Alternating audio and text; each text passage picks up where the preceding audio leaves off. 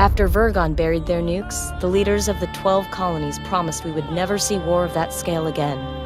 Peace would reign in our lifetime, and the lifetimes of our children. They could not have predicted the Cylon Rebellion less than 30 years later.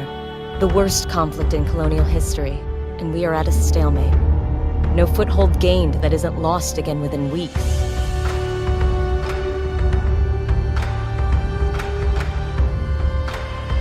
The Jupiter Project was supposed to be our ace in the hole, the largest, most powerful Battlestars ever created. Each of the 12 colonies were promised one, in return for signing the Articles of Colonization.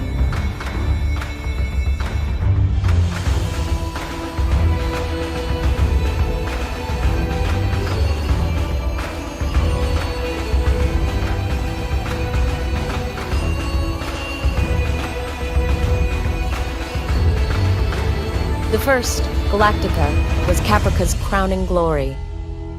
It went missing 2 weeks after deployment. Athena, the 5th ship to be completed, belongs to Pycon. We were days away from delivering it when we heard the news. Hello everybody, and welcome to this video on Battlestar Galactica Deadlock, a new strategy game. It's been out on PC for a while, but it's new to consoles. It's now out on PlayStation 4 and Xbox One. It was developed by, or it is developed by, an Australian studio over in Perth, the same team that handled Starhammer, The Vanguard Prophecy, which was one of my favourite kind of indie strategy games of last year. Or actually, it's a bit older than that now, 2015. So yeah, it's been a while since the team created a new game. This one is obviously licensed to Battlestar Galactica, which is a great science fiction series from a couple of years ago now, but it's still one that science fiction fans hold near and dear to their hearts. And yeah, I wanted to make this video because I think that this is a particularly good example of how to take a license and really do something special with it, even if you don't necessarily have a huge budget. EA, I'm looking at you. This game, unlike Star Wars, is actually true to the Battlestar franchise, and it does a really, really good job of, you know, taking on everything that people love about Battlestar and making the most out of it. So, yeah, what you're seeing now is the main strategy part of the game. It's broken up into, well, it's a turn-based game. You will, excuse me, I'm slipping over my tongue.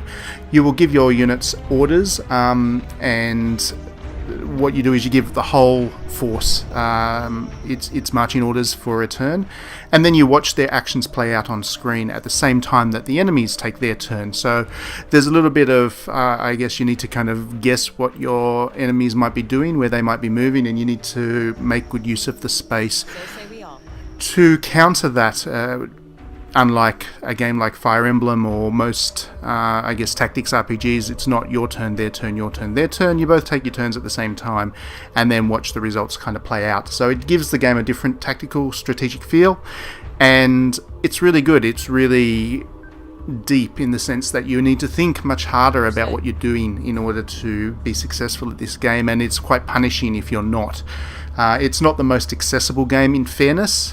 This one is more for strategy veterans, I guess, or people who have at least played some strategy games in the past. But if you get hooked on it, it's very deep.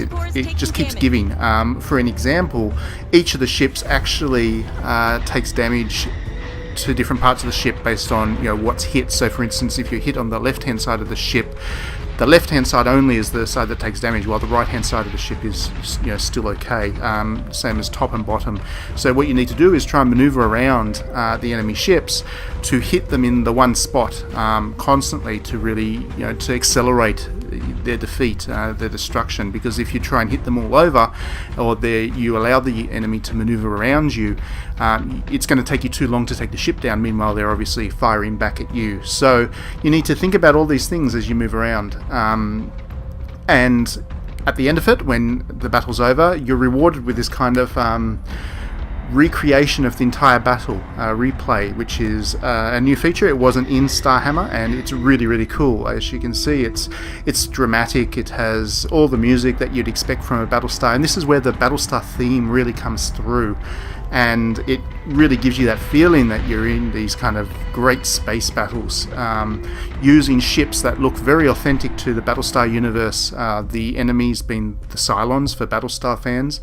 Their ships look significantly different to the humans, and that's good. It's all very authentic again to the TV series. The team who made this game has obviously really done their research, and yeah, as a result, those replays are dynamic and exciting, and for Battlestar fans, there's a lot of narrative behind them. And it's a nice reward, again, for playing well and watching all of your commands really have an impact on the full battle as the flow goes on. So, yeah, in between these kind of tactical battles, there's another layer of strategy in that you need to manage your fleet. You need to move it around the part of the universe that the game's set. And you need to move ships around to counter Cylon threats as they pop up, and everything slowly escalates. It starts off being very simple, and you've only got one fleet, and they just bounce from place to place according to where the tutorial tells them to go. But it doesn't take long to have a lot of control over where everything moves, and your decisions actually do have an impact on how the narrative plays out. Which, again, you wouldn't think of a strategy game having a great narrative, or a strategy game even putting much effort into the narrative, but the development team in this game has clearly shown that they really care about the Battlestar universe and have come up with a narrative which is, for fans of Battlestar, really worth following. It won't make a whole lot of sense if you're not a fan of Battlestar, so again, there is that, I guess, that layer of inaccessibility for people who aren't existing fans of strategy games, space games, and Battlestar. But this game was clearly made by fans for fans, so it's hard to fault it for that.